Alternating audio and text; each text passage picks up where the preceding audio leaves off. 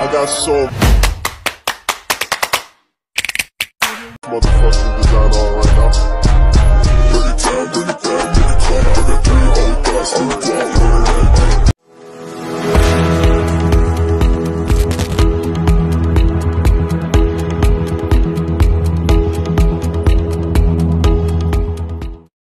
Assalamualaikum warahmatullahi wabarakatuh.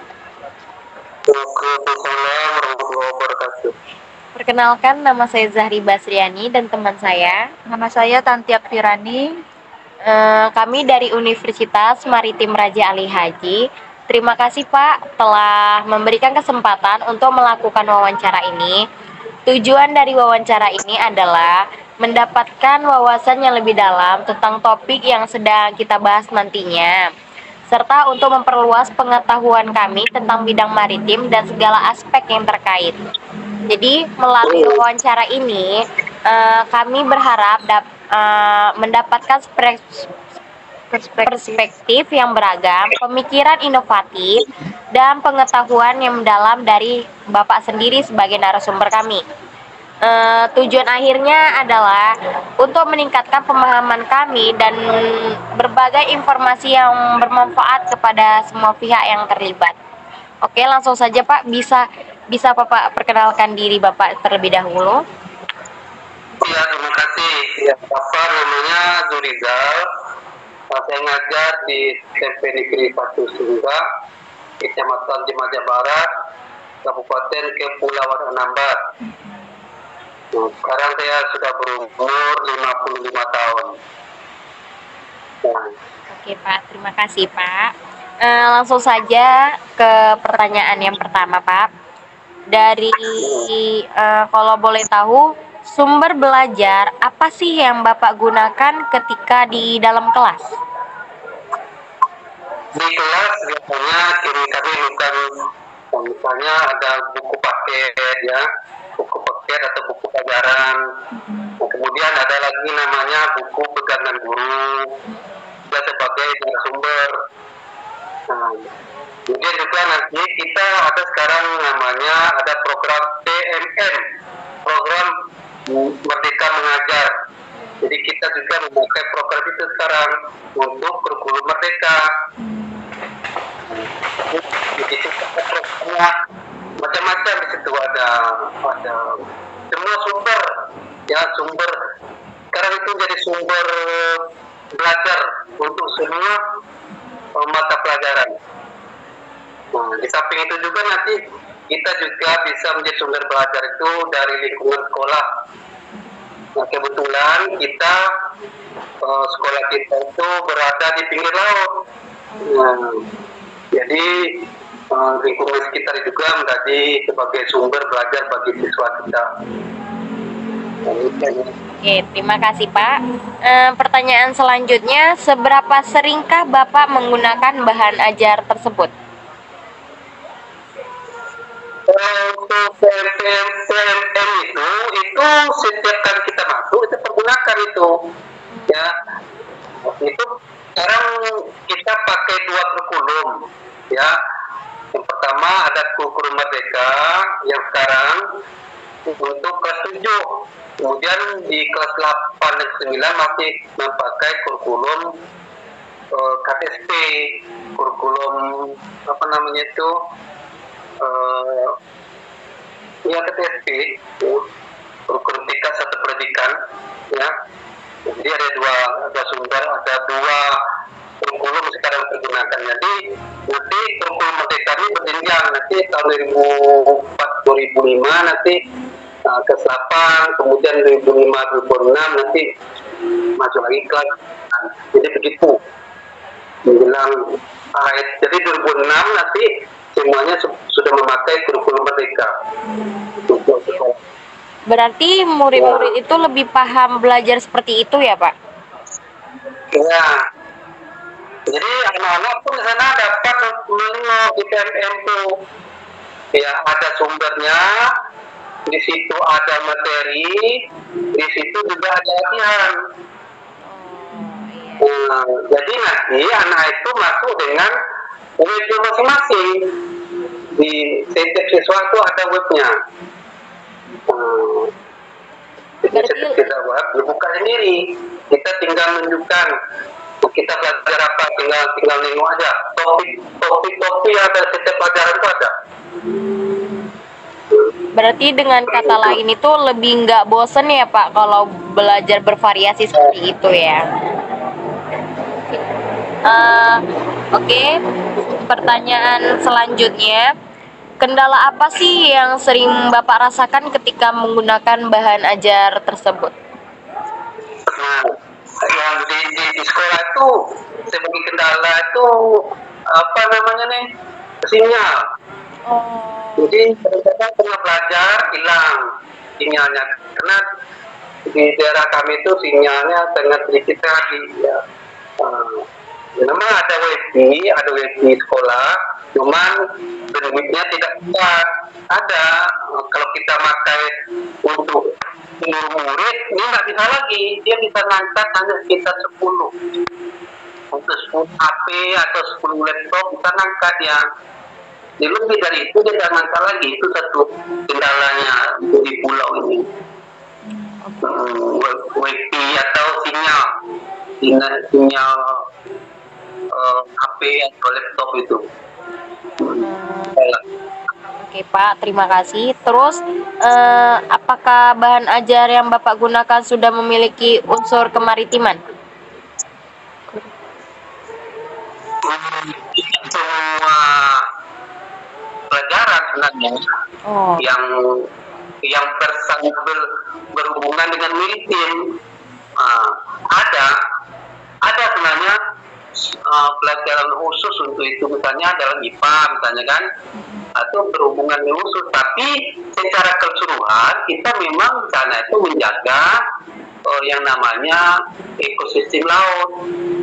Kita tidak ekosistem laut itu misalnya perhatikanlah kebersihan laut itu ada setiap kita kita memberikan materi, tetap itu karena itu merupakan satu ekor atau himbauan dari bupati kita supaya menjaga kebersihan laut. Nah, kan kita sering dari Dinas Kelautan dan Perikanan itu ada itu memberikan penyuluhan ya ke sekolah-sekolah tentang bagaimana kita harus memelihara laut itu ada, tapi tidak dalam setiap pelajaran ada materi khusus. Selanjutnya Pak, metode apa yang Bapak gunakan dalam pembelajaran di dalam kelas? Metode? Biasanya kita memberikan penugasan ya, karena sekarang kan kita hanya sedikit saja memberikan ceramah ya atau memberikan materi, kemudian setelah itu baru penugasan. Karena setelah anak-anak tadi kita berikan materi melalui PMPM tadi, maka setelah dia olah memperhatikan materi-materi yang dari PMPM, dia langsung yang dikatakan assessment. Ada dalam materinya ada assessment, adalah tingkat dikatakan penilaian. Jadi setelah materi diberikan langsung ke assessment. Jadi assessment itu pun di dalam PMPM itu ada. Sudah pernah dengar? Belum sih Pak. Mengajar belum ya? Belum. Jadi dalam aplikasi PMM itu ada itu semuanya. Ada materinya, ada metodenya. Ya. Kalau sekarang dikatakan dulu kan kita buat FPP, ya. Sekarang hanya dengan memegang PMM itu kita sudah dapat itu untuk memberikan pembelajaran. Ya. Tidak perlu lagi kita membuat FPP itu lagi. Kalau itu enggak kan, kita buat FPP apa, ada persiapan mengajarnya lengkap.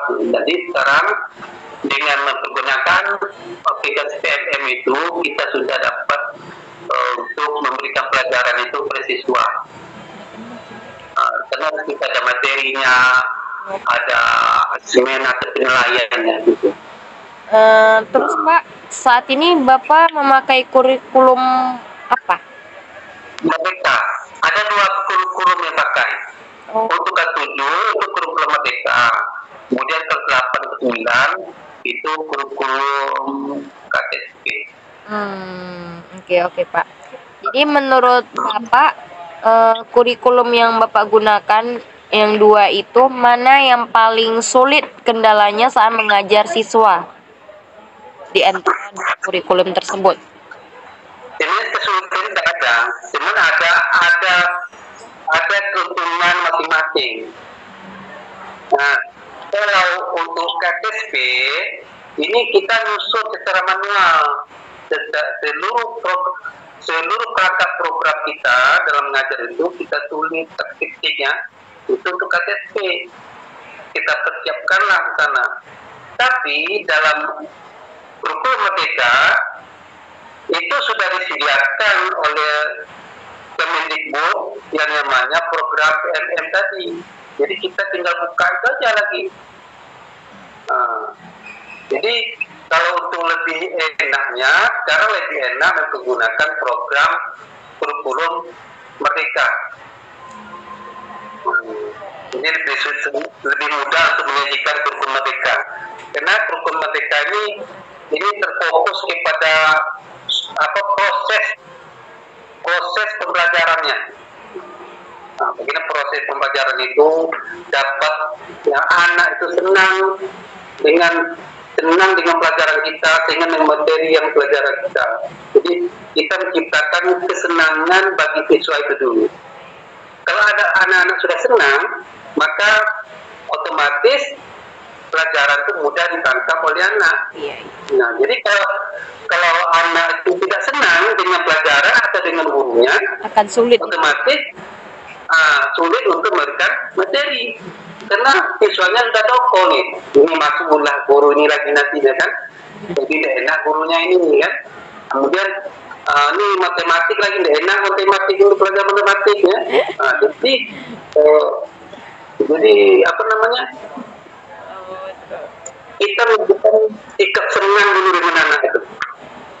Nah, kalau anak sudah senang, maka materi pelajaran itu akan mudah untuk kita berikan, mudah untuk diterima oleh anak itu. Jadi kalau sudah senang, kadang-kadang siswanya nanya tuh, mana guru Sianu? Nah, tidak datang, dia kecewa ya. Kecewa kalau guru Sianu tidak datang, karena suka dengan materi, suka dengan gurunya. Tapi kalau pelajarannya guru tidak senang, dia suka. Oh, syukurlah guru tidak datang. Gitu kan? Ya Pak. Jadi kita harus memberikan kesenangan dulu dengan anak-anak kita. Lalu mudah nanti masuknya. Sesuatu yang membuat orang itu senang, maka cepat kita itu menerimanya, ya kan? Iya Pak. Tuh. Nah, oke Pak, pertanyaan selanjutnya terakhir dari saya, nanti akan dilanjutkan teman saya. Menurut Bapak, tema dan muatan bahan ajar apa yang membutuhkan dalam pengembangan tersebut? Ya. Menurut Bapak, tema dan muatan bahan ajar apa yang membutuhkan pengembangan? Materi pelajaran apa yang perlu dikembangkan? Tema dan muatan bahan ajar apa yang membutuhkan pengembangan? Yang mana masih kurang dalam pengembangannya, Pak? Untuk yang dikembangkan tuh sekarang tuh apa nih berhubungan dengan teknologi informasi komputer. Oh iya, saya juga teringat sih susah tuh waktu SMP, nggak ada yang mau masih les. Ya, karena sekarang seakan-akan kita sudah mengarah ke situ. Nah, jadi ini harus dipasok nih ke sekolah tuh TIK nih, alat-alat TIK yang dalam informasi komputer itu supaya tidak gagap dengan teknologi. Nah, jadi perlu dikembangkan. Jadi nanti anak-anak kita tidak ketinggalan dengan anak yang di kota, ya kan? Iya, betul. Jadi giliran saya yang bertanya nih Pak. Ya. Berapa jumlah siswa yang Bapak ajar di dalam kelas? Nah, sekolah kami itu sekolah kecil. Satu sekolah itu dari 7 sampai ke 9 itu berjumlah 43 orang. Jadi satu kelas itu kira-kira berapa?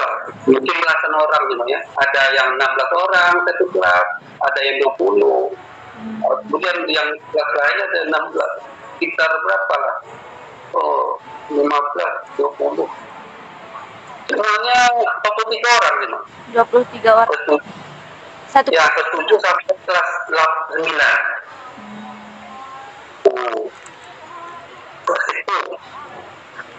Selanjutnya, bagaimana cara Bapak agar siswa berminat dalam proses belajar tersebut?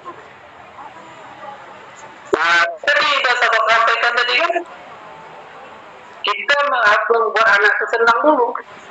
Baru bisa di apa maksudnya lebih menerap sama dia. Jadi dia itu membuka wawasannya itu enak mudah gitu Kak kalau materinya. Ya, kita dan memberikan materi itu secara bervariasi. Ada metode-metode yang membuat anak-anak itu senang dengan pelajaran kita. Berarti dengan metode-metode unik ya Pak, biar mereka tuh lebih tertarik dengan materi. Ya. Bisa juga memberikan reward kan, memberikan hadiah kepada siswa kita. Reward Biar ya. dia semangat. Buat suatu kuis kan, Iya. buat kuis siapa yang jawab kita kasih dia reward. Reward itu tidak perlu tidak perlu minta materi, dengan tepuk tangan saja kan anak-anak ada tangan yang benar sudah memberikan anak itu merasa senang. Oke Pak, pertanyaan selanjutnya. Bagaimana hasil belajar siswa yang Bapak ajar? Apakah memuaskan? Nah,